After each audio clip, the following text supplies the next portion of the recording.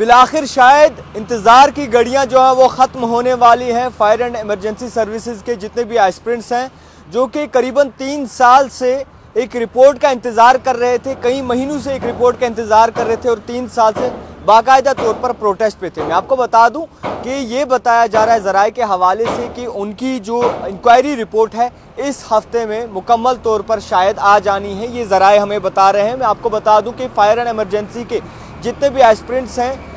जिनका दावा था कि एक बहुत ही बड़ा स्कैम उनके साथ हुआ है और वो स्कैम इस कदर हुआ है कि एक एक घर के 5-5 लोग जो हैं वो लगाए गए हैं, सिफारिश माने या फिर करप्शन माने। तो जिसके बाद कई सारी जगहों पर वो प्रोटेस्ट करते नज़र आए, चाहे वो जम्मू की बात करें, चाहे वो कश्मीर प्रेस कॉलोनी की बात करें, बड़े बड़े लीडरों से मिले, चाहे वो बीजेपी की बात करें, चाहे वो ANC की बात करें, चाहे वो मुख्तलिफ लीडर्स हों, क्योंकि उन्हें इंसाफ चाहिए था, चाहे वो रविंद्र रैना की बात करें। तो उसके बाद अब कई सारे खबरें ये भी गश्त कर रही हैं कि इस हफ्ते में उनकी रिपोर्ट आ जानी है, क्योंकि ये भी हमें सुनने को मिला है कि जितने भी फायर एंड सर्विस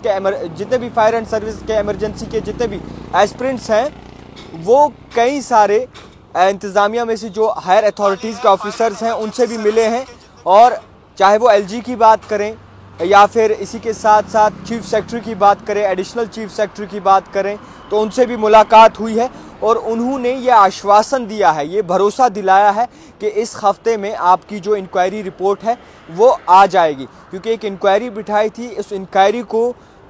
मुकम्मल करने का एक महीना दिया था, मगर अफसोस से कहना पड़ रहा है कि 1 महीने से ज़ायद वक्त जो है वो ले लिया इस इंक्वायरी कमेटी ने। मगर अब ज़राए की तरफ से और सूत्रों की माने तो इस हफ्ते में वो तमाम इंक्वायरी जो है वो सामने आ जाएगी, वो इंक्वायरी रिपोर्ट सामने आ जाएगी और कौन कौन गुनहगार होगा, किस ने जो है ये पूरा स्कैम जो है वो किया है, वो भी शायद आने वाले वक्त में आया हो जाएगा। तो फ़िलहाल जितने भी फायर एंड इमरजेंसी के जितने भी एस्पिरेंट्स हैं जो असामियाँ फायर एंड इमरजेंसी की निकली थी, जिनमें एक बहुत ही बड़ी धांधली नज़र आई थी, आने वाले वक्त में ये धांधली क्लियर हो सकती है। और मैं यूँ भी मानूँ और ख़बरों की अगर माने तो इस हफ्ते में मुकम्मल तौर पर जो है ये चीज़ें सामने आ जाएंगी और शायद खुशखबरी जो है वो सुनने को मिले जितने भी फायर एंड इमरजेंसी का एस्पिरेंट्स हैं उन्हें। और ये भी मैं ज़रूर कह दूं कि इसमें शुक्रिया अदा करना चाहिए LG इंतज़ामिया का, और शुक्रिया अदा करना चाहिए कि chief secretary, additional chief secretary का, जिन्होंने इन